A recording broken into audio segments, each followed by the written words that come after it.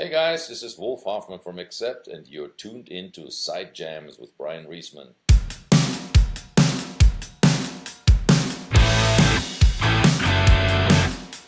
Greetings, everyone. This is Bryan Reesman, host of Side Jams, the show where we talk to musicians about their outside passions and their hobbies. And today we have the frontman for the brutal death metal band Nile, inspired, of course, by ancient Egypt. He's also the man who would be Anubis if he'd been alive back in the day.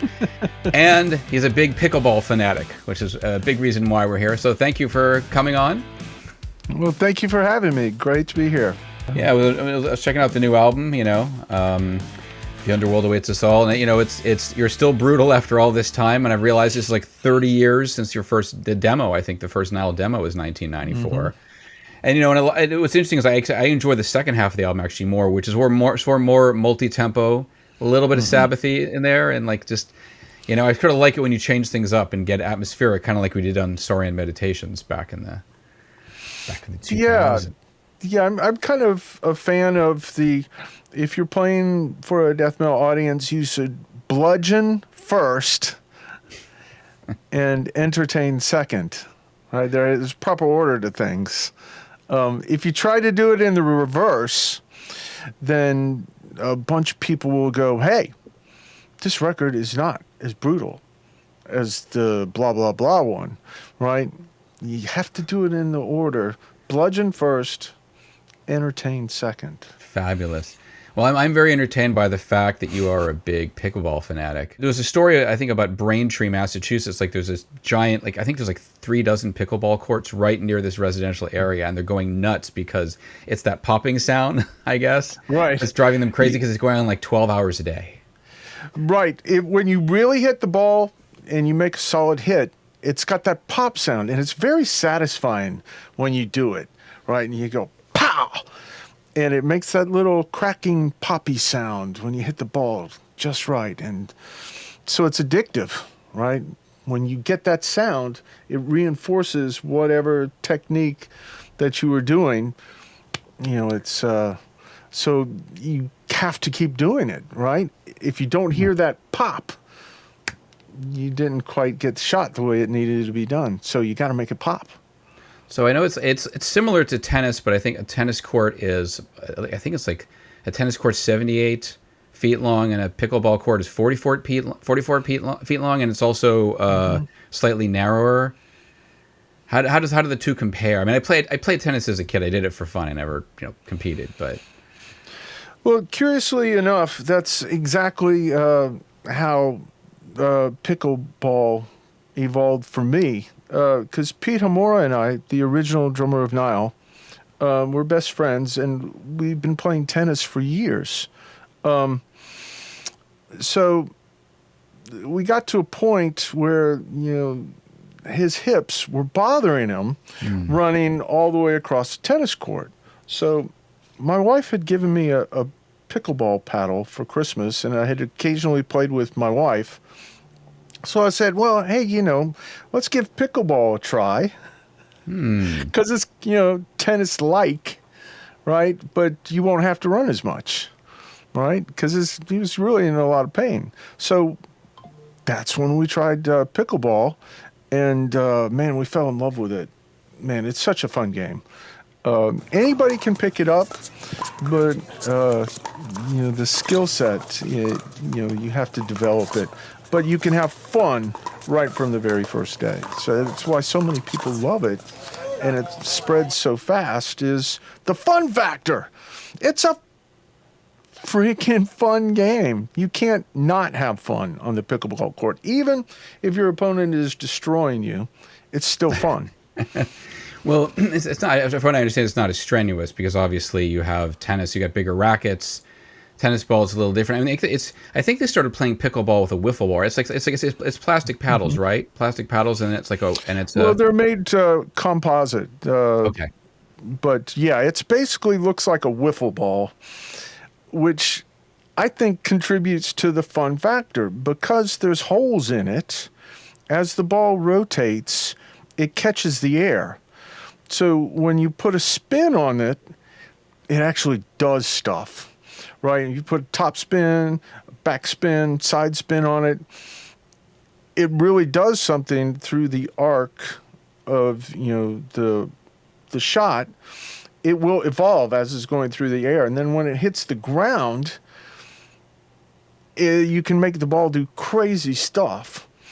So, yeah, that wiffle ball thing, it's genius, right? More so than the tennis ball, because the tennis ball is solid and it's got more weight. So you can hit a tennis ball harder and faster,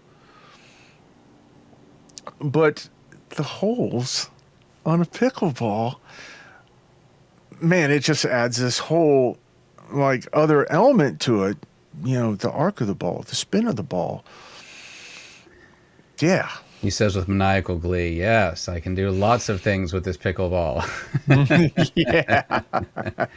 So basically, you can get out some of your aggression, but it doesn't require all the crazy grunting and a really strong stringed mallet. Like the tennis racket it's a lot. I remember playing tennis, and it just requires a lot more action. But then I imagine with pickleball, you can also exert a lot of energy trying to make the ball move and do different things rather than just trying to slam it across the net. Exactly. The finesse involved can be, quite measurable. Like the more finesse that you've got with it, the more you can do with it, the more control you can exert. And control and strategy are a big part of pickleball. Like tennis, there's lots of strategy, sure, but it's a very physical game. Yeah. I loved the violence of tennis. Pickleball, there's a little more chess in it, especially if you're playing doubles and there's 4 players. Strategy, timing, patience, they all factor in. It makes an incredible facet to the game where it's always something new. Like the variables are incredible. So why is this not a Nile B-side? The violence of tennis. You could do a video recreating the Monty Python sketch. Where the salad days where they throw tennis, like the ne'er-do, like the rich guys throwing tennis rackets at each other, impaling each other with like. Yeah, it would be awesome, wouldn't it? Yeah, I've got my cover for my pickleball paddle is a custom-made Cannibal Corpse pickleball paddle cover. Okay, Right? we'll get a a company photo that of this? makes. Yeah, they make whatever graphic you want to put on your pickleball paddle cover, they'll put it on there. So I got a Cannibal Corpse for my pickleball. So when I go to the public court, and I pull out my pickleball paddle, I'm advertising for Cannibal Corpse. It's just awesome. Any particular image or album cover? It's the logo. I didn't want to go too far because it would scare some of the people that like pickleball is a very like mainstream kind of sport. I've only run into Nile fans on one court that I've played at here in town. That was pretty interesting. They were Really? like, "Hey, aren't you Karl Sanders?" And I went, "Don't tell anybody. I'm here to play pickleball." I was reading about the fact that pickleball, unlike tennis, is a more sociable sport because tennis matches last longer. So, pickleball games can be shorter. I think it's also tennis. They have like the 15, 30, 40, whatever match or love or whatever. And then you have to play, I think you have to get to 11 points and you have to win by 2. Is that how it works? Correcto. So do you find it, having come from tennis, that it is a faster moving game? And do you find it being as sociable as I've been led to believe? I think those are exactly true. There's a social aspect to the game, and it somehow is a game that encourages sportsmanship and politeness with your opponents. Like when you're playing tennis, and you're pretty far away from each other, right? So there's a tendency to see your opponent as an opponent. So you're hitting the ball really hard and you run around, right? So you see your opponent as an enemy. But with pickleball, you're pretty close to each other, especially if you're playing doubles and your partner's right next to you. So it encourages, in the most incredible way, very nice socialism between people. You'll see the best human behavior you could possibly imagine on the pickleball court. It's unbelievable. People that would otherwise, like if you ran into that person in the parking lot at Walmart, it would probably be a normal Walmart parking lot experience, not necessarily the most humane thing imaginable. But put those same people on a pickleball court together, and they act like civilized human beings who care about one another. It's just the damnedest thing. I'm always amazed by it.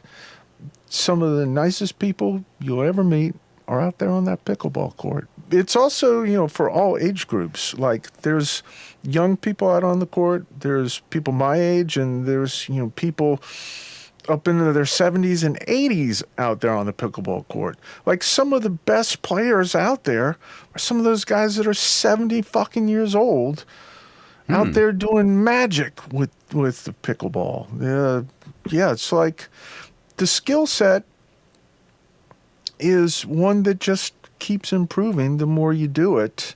You don't really lose it because it's not overly physically demanding. It's got just the right amount of cardio to be fun and, work up a sweat and have fun. But it's not so much that you're going to die of heat exhaustion out there. Yeah, it's a fun game. How much closer are you to the net? I think you are a bit closer to the net in pickleball than tennis, right? From some of the video stuff. Yeah, quite a bit closer. Yep. Yeah. Does it make it almost feel like a giant game of ping pong, except that it's like, It does. Like, if you took like a G.I. Joe action figure and you put them on a ping pong ball table, that's basically what, the ratio that pickleball has. So I'm always laughing about that because I feel like, we're little action figures on a ping pong ball table. There's a tongue twister. Ping pong ball table. Ping pong ball. I've already screwed it up. What are the demographics like actually for this sport, for pickleball? Man, it's pretty wide. When I go out there, there's people of all ages from all walks of life, all social income levels. It's a great melting pot. Sounds like part of what works for people here is that it's an easier kind of game to master for some people, but then really, I mean, not master, but to really get into it at a decent level of skill, but then mastering it takes a little bit more, and it gives you something to look forward to, and you can actually do it. There are just some sports that, like, I could never get golf. I went to a driving range. I could just never figure it out. Like, I'll do goofy golf, but I won't be able to do, Yeah, I'm the same way. I'm basically a gorilla with a golf club.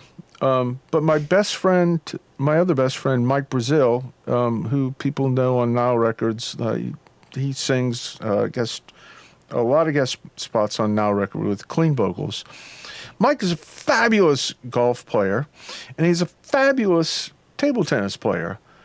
But I can't go golf with Mike because he's just too good, and I have no idea how to operate a golf club that's not completely barbaric and primitive. So, but pickleball, anybody can pick it up. It'll take a little while to overmaster it, but you should have fun right away. And if you've got a little bit of a tennis background, then you've already got a head start on half of it. So you'll find it ridiculously easy. I'm sure you'll be going in no time. Yeah. Do you play this game on tour? And is there also pro pickleball? There's people who play professionally. There's a big U.S. Open. There's the tournament sponsored by Mentos. There's several tournaments every year, and guys playing the whole professional circuit. Those guys are just insane to watch. It's crazy how good they are. Do I play it on tour? Well, I suppose one could, because there's enough pickleball courts all across the country that if you had just enough spare time, like an hour or two, you could carve out, and there was a court nearby, sure, it'd be easy to play because the paddle is, paddle ball. You don't need a lot of gear. It's not a big paddle. You could. Yeah. So how do people react when the big metal dude comes out with his Cannibal Corpse paddle and is ready to play? Yeah, and I'm wearing all black too. Black T-shirt. I've got black shorts, black shoes, black socks. So they look at me a little bit weird sometimes, but